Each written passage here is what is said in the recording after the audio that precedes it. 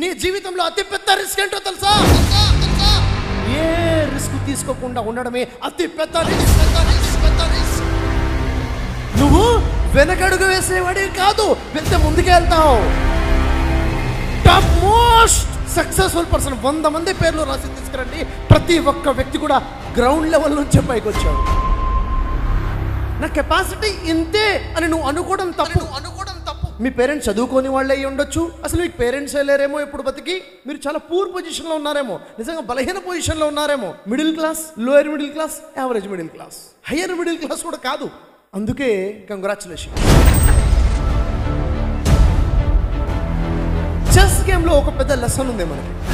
Chess గేమ్లో ఎన్ని రకాల కాయిన్స్ ఉంటాయి అని మనం డివైడ్ చేసి చూస్తే 3 టైప్స్ ఆఫ్ కాయిన్స్ ఉంటాయి. ఒకటి ఏంటంటే బార్న్ టాలెంటెడ్ కేటగిరీ. ఎలిఫెంట్స్ ఉన్నాయి, క్యామెల్స్ ఉన్నాయి, హార్స్, మినిస్టర్, పవర్ఫుల్ గా ఉన్నాయి. ఆట మొదలయ్యే మొదటి అడుగు నుంచే పవర్ఫుల్. సెకండ్ కేటగిరీ ఉంది గ్రేట్నెస్ ట్రస్ట్ అపాన్ కేటగిరీ.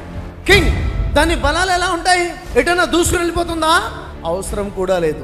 అసలు అది ఉంటేనే చెస్ బోర్డ్, అది ఉంటేనే గౌరవం. అది ఉంది కాబట్టి గేమ్, ఆట మొత్తం దానికోసమే. దాని గ్రేట్నెస్ దాంది. థర్డ్ కేటగిరీ ఎవరు సార్? No greatness category. భటులు, సైనికులు, సోల్జర్స్. పెద్ద గ్రేట్నెస్ ఏం లేదు. జంప్ చేసి వెళ్ళిపోతుందా గుర్రంలా? క్రాస్ గా దూసుకుని వెళ్తుందా? లేదు. No greatness. ఎక్కడికి వెళ్ళినా ఒక్కొక్కడు వేసుకుంటే వెళ్ళాలి. ఇది సార్ పొజిషన్. మనం ఏంటి?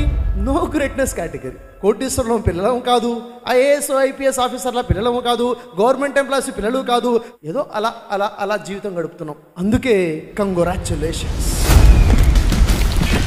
నేను నువ్వు గుర్తిస్తే ఎంత గొప్ప స్థాయిలో ఉన్నావు నీకు అర్థమవుతుంది. అసలు ఒక సైనికుడి యొక్క గొప్పతనం ఏంటి? పూర్తి బోర్డులో దేనికి లేని స్పెషాలిటీ సైనికుడికి ఉంది. అదేంటో తెలుసా? పూర్తి బోర్డుని పరిశీలించండి. ఎప్పుడు కూడా వెనకడుగు వేయకుండా ముందుకే వెళ్ళేటువంటి కాయిన్ ఏదైనా ఉందంటే ఓన్లీ సిపాయి. వెనకడుగు తెలియదు. వెనకడుగంటే తెలియదు తనకి. ఎప్పుడు కూడా ముందుకే వెళ్తున్నటువంటిది సిపాయి. ఎస్, నువ్వు వెనకడుగు వేసేవాడి కాదు. నువ్వు వెనకడుగు వేసేవాడి కాదు, వెళ్తే ముందుకే వెళ్తావు. చెస్ బోర్డ్ లో ట్రాన్స్ఫార్మేషన్ చెందగలిగిన ఏకైక కాయిన్ సిపాయి.